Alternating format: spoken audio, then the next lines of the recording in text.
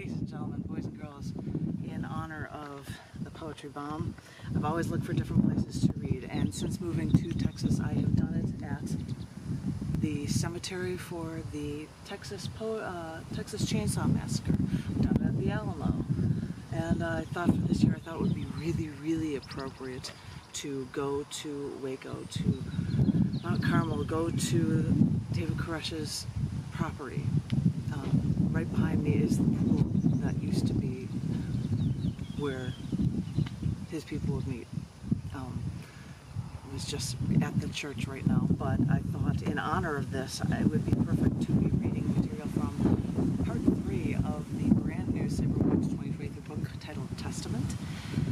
This book has things from assorted different sections about Roe v. Wade stuff in section 1, which I've read a lot of already, and I thought it would be very appropriate to read from the third book, which has material from the first book of the Old Testament, from Genesis. So I'm going to read to you a block of poems from Genesis poems for you guys. You guys like them? Hey, it's Monday out here. This is, they're going to be in order. I'm going to start with Genesis 22.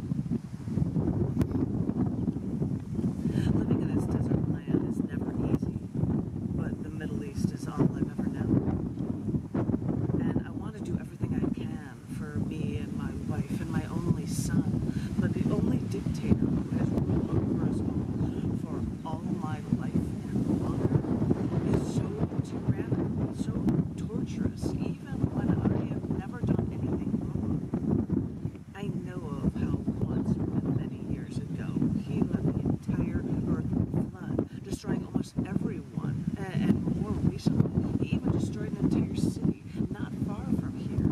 I heard this from a few who had survived his wrath. This is why I try to do everything I can to stay in our dictator's favor. And when his demands seemed so absurd, and when you saw no choice but to comply, recently, a few of his goose-stepping stormtrooper henchmen approached me as I was afraid of what they were going to say to me or what they would do to me. But they came to me like angels at first, saying there was only one thing the dictator asked me to do, and if I did this, then me and my wife would remain in the dictator's favor. These are the words from the dictator himself that these angels said to me. So I eagerly asked what my dictator wanted me to do. Now, I always thought this dictator was ludicrous, but when his henchmen told me that to win his favor I had to kill my only son, I thought this had to be a joke. But the angels' expressions never changed. So I understand, and I understood that in order for us to live, my son, at my own hand, must die. Now, you may hear the story and think of the cruelty of this murderous act, but no one thinks of the suffering I had to go through to make the decision that me and my wife may have salvation from the wrath of this eternal dictator, so as long as I committed this one truly inhumane act. The one thing a father would never, ever want to do. This tormented me. This tortured me, but I knew this was the only thing I could ever do.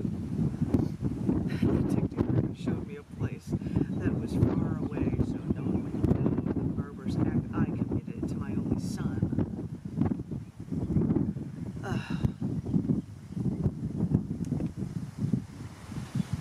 By my own hands, this had to happen, and I just thought, oh, how I love him so, and I still can't believe I am actually going to do this. It's all I can think as I was preparing myself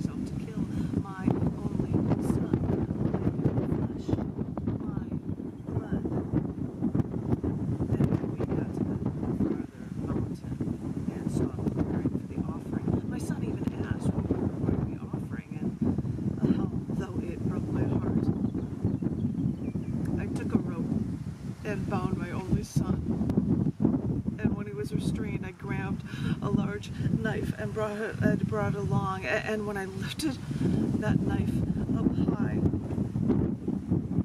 that is when I heard the henchmen come to the clearing and say, "Stop." They said unto me, "Lay not thine hand upon the lad, neither do thou anything more unto him." They knew I would do this one heinous act, and they had said that our dictator was pleased that I feared him so much, so deeply, that I was willing to kill my only son. Yes, this is a story of how the people are so good to our leader, how we can still be tormented this way. Am I now in his favor because little old me was willing to be as heinous as he? That I would destroy the life derived from me? This is what I battle in my mind now, every day. It makes me wonder what I'm truly willing to do to try to be any attempt to try to be free.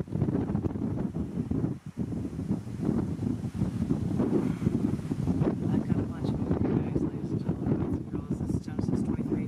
Sure, Genesis 23. I was heartbroken about how my loved ones suffered.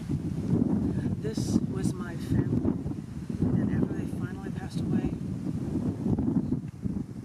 I could only give them space, a place to rest, and finally be at peace.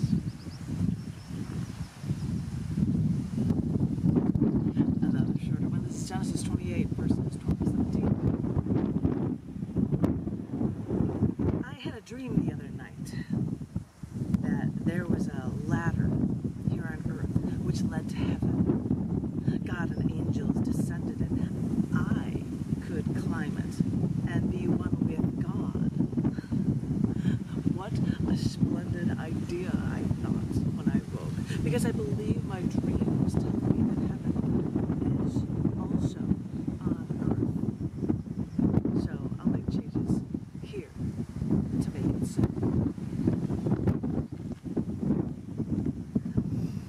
Oh, we got a long one next. I'm jumping ahead to Genesis 37. I don't know, I might go to like 40 something. I'm guessing. I'll see what I can do in this block for you guys. It's Genesis 37. I knew a man, one of many brothers, but this one man, after his father gave him the most ornate and most beautiful coat he really loved, he couldn't see that his brothers were jealous of the special treatment his one brother received over the others. Looking at how his brothers behaved, I could see it, but he swore to me that he didn't know why his brothers resented him. I wonder if he was too lost in his own euphoria to not see what was happening to his family. Then I heard from them that he had a dream the other night, and he told his brothers that in his dream they were all in a field binding stalks of grain, but in his dream one of his sheaves actually stood upright, and then the other sheaves made by the other brothers actually moved toward this one upright sheaf and started to bow. Bound sheaths of grain, acting sentient and bowing to his grain. It sounds ludicrous, no? But when his brothers heard of his dream, they responded with, "Does this mean we have to bow to you? Does this mean you are supposed to reign over us?" And relying on this one dream alone, their jealousy turned to hatred, because all dreams are meant to be taken seriously like this, versus believing dreams may potentially be a night ramblings of one intoxicated by power. The scary thing is that this one brother had another dream later, and yes, he decided again to share it with his brothers, even though he had to see that they didn't like his dreams. He told told them that in this new dream, the sun and the moon and 11 stars were also bowing to him. His brothers were disgusted. Even his father could make dreams as one son had. Should his father and mother and everyone in the universe all bow to him like he was a god? I saw how they reacted to this one brother, this one who got high and mighty after being gifted an ornate coat, then telling his family his insane dreams. I don't know if he believed in these dreams, if these dreams would turn out to be true, but I could see the gears turning in the family and father's head. I know how ludicrous it was that the father played favorites and loved one son more than the others, but after that, his father made a point to keep his son's rantings in the back of his mind so that he could be ready for whatever his son might do. But more importantly, I could see the hatred in those brothers. Their jealousy was unbridled, and I think they would all plot revenge over this self-appointed boy. I wondered what these brothers had up their sleeves, because I don't care if you think your dreams mean that you're going to be meant to be a god. That doesn't mean you have to cross your family.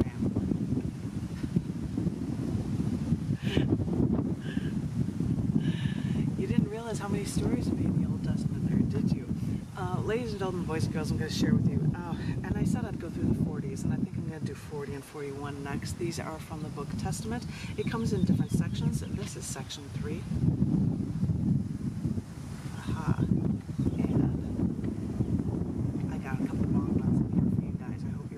This next one is Genesis 40 and 41. You may say I'm a dreamer, but my dreams were signs to me that I was meant for a much better life than this. My family did not believe me. I think they wanted to kill me, but they told me to. They actually sold me to slaves who left me in prison for years. When others in the kingdom were imprisoned, when I was left bound, I would hear them talk about their dreams. This is when it came to me to let them know that I could interpret their dreams for them. So each of them would share their dreams with me, and oh, the stories I would tell them. And oh, the web I would weave. And they all loved my interpretations. They saw that they were good. So I asked them, when you leave here, please put in a good word for me. Help me out of this place. And of course, they got out. And for everyone, they forgot me.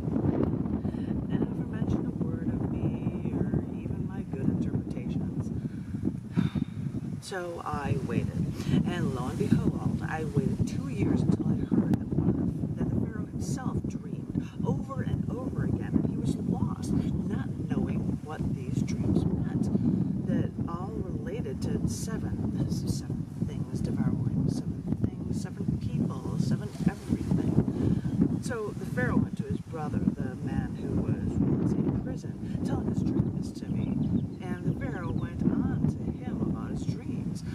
It was then that the man remembered me, the servant who was trapped, but who interpreted his dreams. And this is why the Pharaoh came to me, and he told me all his dreams, that all related to eating and 7, and I interpreted them into what will happen in his 7 years of power, and what will happen, both the good and the bad, and how to prepare for everything. And the Pharaoh was so pleased with me that he said that I should rule over all of Egypt. He draped me in fine linen and gave me his ring, and I ruled with the Pharaoh for those 7 years and more.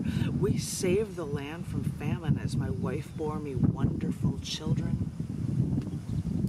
You may say I'm a dreamer, but the difference is that I know just what to do with those dreams. And that's what makes the difference. These are fun. They're fun, entertaining to read. I keep looking up over at people while I'm doing this. This one is Genesis 42 and 43. not at all related to the ones I just read, I'm sure. Genesis 42 and 43. In my youth, I learned about divine divinity. I wanted to share this gift with my family, and they hated me for my divine dreams. For this, they wanted to kill me and sent me away as a slave. And I slaved for years to be free. I used my ability and knowledge to get, as a result, I was beloved, and I gained real power. I became the head of state and of the people. While leading, I taught others to prosper. When famine struck, nearby lands I wanted to push to us for support. And this included my brothers, who had led my father to believe that I had died decades ago. Maybe I will talk to one or two men of value to me, though in divinity I will not succumb to that eye for an eye mentality. Though at the same time, I mind a little torment time if they cause torment to me for 20 years. They tried to destroy my heart, so there is nothing in my heart for them. It is hard to believe that I was born alongside brothers who did such espionage and thievery, and then they took the only two men I wanted to even talk to away. They tried to make things right. They returned one good man to me. After I invited them for food and wine, they then returned the stolen money that they had claimed that they didn't actually steal. I even let those brothers believe that we do not think they are spies. If this is the encouragement they need to return that last good man to me. So they did. Through all of this debate to save my two men, I never spoke to them. I guided my steward and paid help to discuss all of these things so that I would not even have to talk to these 11 wretched men from my own family. Now, I have heard the great number 11 is meant to resonate in an extremely high vibration, and I don't know if this is what I feel from what these men did to me, or now what these 11 men could do. So, after the two men were returned, I welcomed the 11 to my home, and on the surface, they were afforded every luxury that good men deserve to allay their well-founded fears. And then they came later to visit me at my work location, and as I stood on marble ground, they now bowed to me in their disheveled forms, offering the gift of their father. I acted like I did not recognize them, and I only feel pain for my father being with them and not me. Good thing they didn't recognize me, because my real connection is so easy to return to me. So, in this field, unlike how they rejected of me when they placed me in a pit to starve after the previous slave, I will feed them all, but make a point to feed the one returned man 5 times more food than the rest.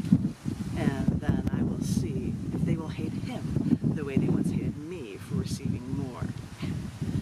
I wondered if they would notice, but why would they? I gave them all enough liquor for them to not think about it or worry about what my next step would be. I'm going to take a break for you guys. Come back with more poetry shortly. Enjoy the space here at Kuypers.